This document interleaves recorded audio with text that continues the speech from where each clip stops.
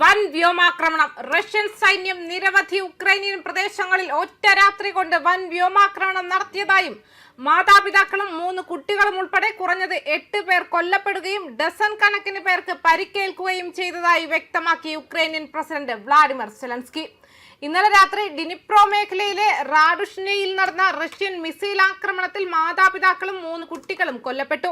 2 കുട്ടികളെ കൂടി അവശിഷ്ടങ്ങൾക്കിടയിൽ നിന്നും ജീവനോടെ പുറത്തെടുത്തുവെന്നും എക്സിലെ ഒരു പോസ്റ്റിൽ സെലൻസ്കി പറഞ്ഞു. മിസൈൽ ആക്രമണം ഒരു സാധാരണ റെസിഡൻഷ്യൽ കെട്ടിടം തകർത്തുവെന്നും ലിവിവിൽ മറ്റൊരു റെസിഡൻഷ്യൽ കെട്ടിടം തകർന്നതിനെ തുടർന്ന് രക്ഷാപ്രവർത്തനങ്ങൾ പുരോഗമിക്കുകയാണെന്നും അദ്ദേഹം പറഞ്ഞു. രാജ്യത്തുടനീളം ഇതുവരെ 8 പേർ കൊല്ലപ്പെട്ടതായി റിപ്പോർട്ട് ചെയ്യപ്പെട്ടിട്ടുണ്ട്.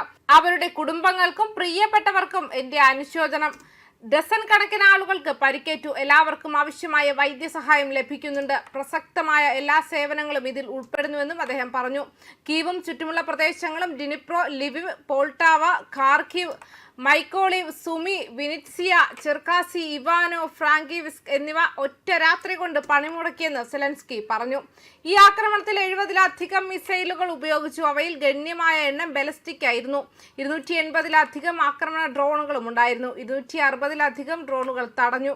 ഉക്രൈനിയൻ യുദ്ധവിമാനം ഗണ്യമായ എണ്ണം ക്രൂയിസ് മിസൈലുകൾ വെടിവെച്ച് വീഴ്ത്തിയതായും മൊബൈൽ ഫയർ ടീമുകൾക്കും ക്രൂയിസ് മിസൈലുകൾ തടയാൻ കഴിഞ്ഞതായും അദ്ദേഹം കൂട്ടിച്ചേർത്തു.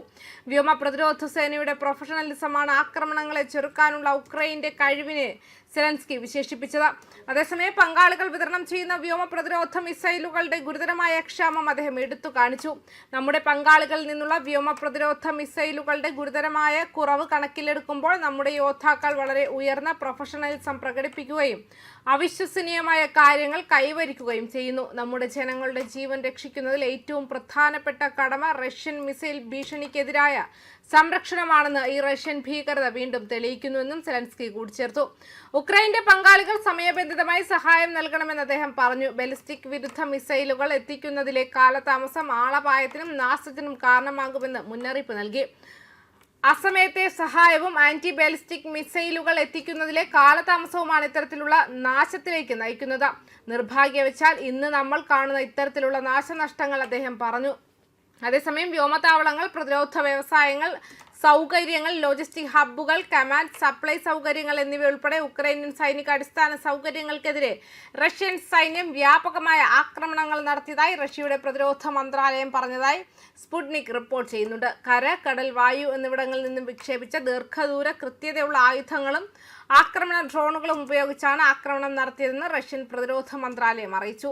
സ്പുട്നിക് പറയുന്നതനുസരിച്ച് കീവ്, ലിവിവ്, ഇവാനോ ഫ്രാങ്കിവിസ്ക്, സൈറ്റോമിർ, റിവ്നെ, വിനിറ്റ്സിയ, ഡിനിപ്രോപെട്രോവ്സ്ക് എന്നിവയുൾപ്പെടെ 7 ഉക്രൈനിയൻ പ്രദേശങ്ങളാണ് ആക്രമണങ്ങൾ ലക്ഷ്യമിട്ടത്. വ്യോമതാവളങ്ങൾ, ആയുധ ഉൽപാദന സൗകര്യങ്ങൾ, ടെലികമ്മ്യൂണിക്കേഷൻ ഇൻഫ്രാസ്ട്രക്ചർ, മിസൈൽ ഡ്രോൺ ഉൽപാദനം, സംഭരണം, ഗതാഗതം എന്നിവയിൽ ഉൾപ്പെടുന്ന ലോജിസ്റ്റിക് കേന്ദ്രങ്ങൾ, ഉക്രൈന്റെ വ്യോമ നിരീക്ഷണ ശൃംഖല എന്നിവ ലക്ഷ്യങ്ങളിൽ ഉൾപ്പെട്ടതായി റിപ്പോർട്ടുണ്ട്.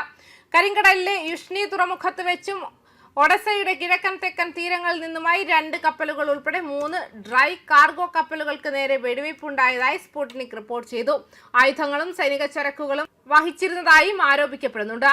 ന്യൂസ് ഡെസ്ക് കർമ്മ ന്യൂസ്.